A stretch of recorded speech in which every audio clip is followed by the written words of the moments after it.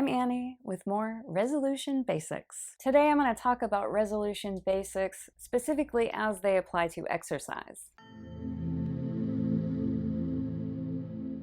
If you want to get fitter in the new year, it's really important not to overdo it during the first week or the first month. Getting injured is not worth it. If you get injured during the first week of a new exercise regimen, you'll be sidelined and you won't achieve your goals. During the first week of January every year, without fail, as I'm driving around town, I see people huffing and puffing and exerting themselves too hard. So if you're 30 or 40 or 50 pounds overweight, and you're not a runner, maybe you've never been a runner, you don't need to go out onto the trail and run a mile continuously the first day of January. It's not appropriate, and it also just isn't necessary. Walking is a really good place to start. You don't have to run to make progress. It's more important to establish the habit.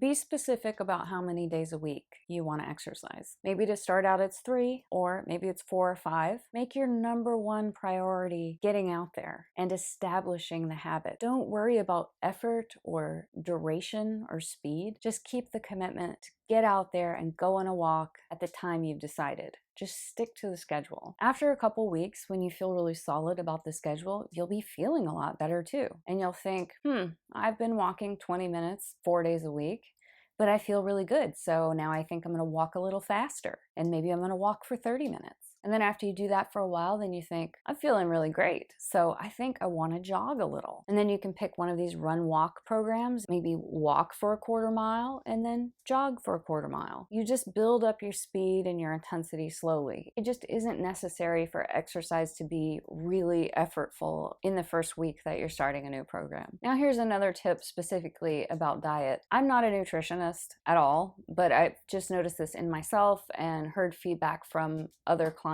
A lot of times people try to reduce their calories a whole lot in January, and they also try to exercise at the same time. You want to decrease your calories slowly. Now, there's pros and cons to counting calories versus just sort of intuitively reducing your intake. You have to figure out what's best for you, and it is a good idea if you don't know a whole lot about nutrition to work with a nutritionist. But if you're reducing calories, you want to do that slowly. A lot of people jump right into eating 1,200 calories a day. That's just a setup for disaster. That's really low, for one thing. For almost everybody, that's too low. I'm only 5 feet tall, and I consider that to be too low for myself. Most people are taller than 5 feet.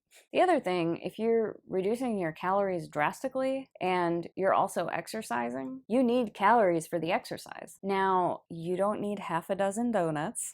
You need to be making healthy choices, choosing healthy foods, but you do need some calories in order to perform the exercise. If you don't know a lot about basic nutrition, like let's say for example, you've heard that it's really good to eat more vegetables and less cheese and less meat. And so you're making yourself this really big salad with all kinds of vegetables in it. You might not realize that if you're cutting a lot of meat and cheese and fats, that salad that looks really big by volume actually could only have like maybe 250 calories. So it kind of helps if you're aware of nutrition and if you're aware of the amounts of calories that are in food a little bit. Now, I just know all this stuff because I've studied it a lot, but you can get into trouble if like you're just kind of trying to feel out the nutrition piece, but you don't really understand how many calories are in things. That can be a trap that I see people fall into. So they might be just sort of intuitively going through their day and making substitutions, like I'm gonna have,